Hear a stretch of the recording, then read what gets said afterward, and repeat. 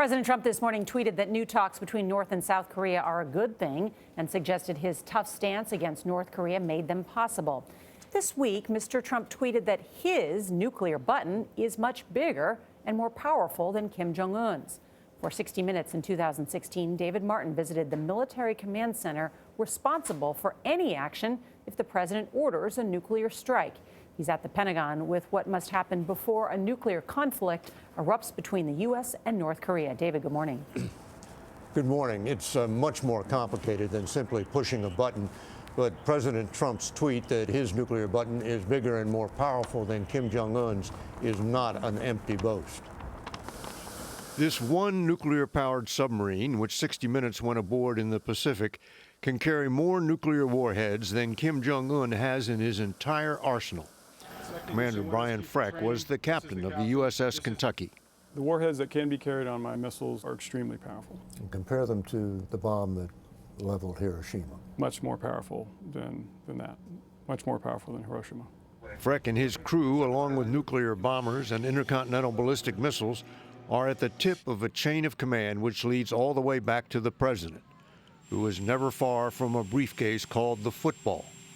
Inside are the codes permission to fire needed to order the launch of nuclear weapons. The order would go to the commander of the U.S. Strategic Command.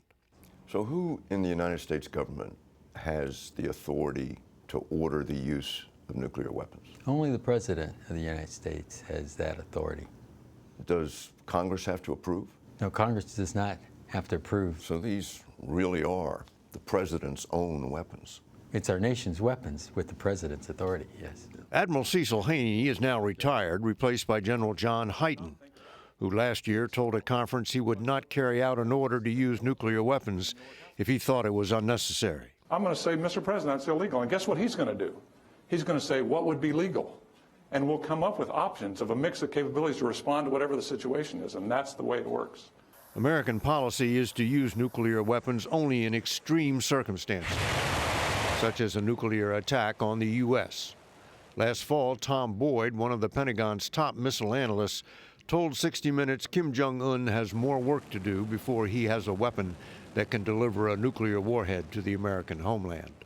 Probably several more flight tests, but ultimately, if they want to have confidence that the system works as intended, they have to flight test it and prove that that reentry vehicle can survive realistic reentry conditions.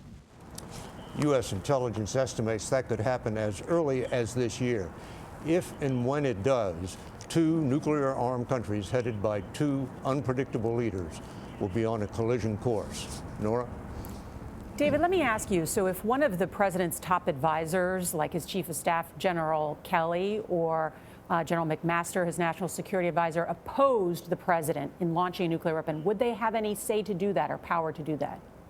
They're not in the chain of command for ordering the use of nuclear weapons. It goes from the president to the Secretary of Defense to the head of U.S. Strategic Command. They can offer advice, but they can't interpose themselves in that chain of command. And ultimately, the president has the launch codes.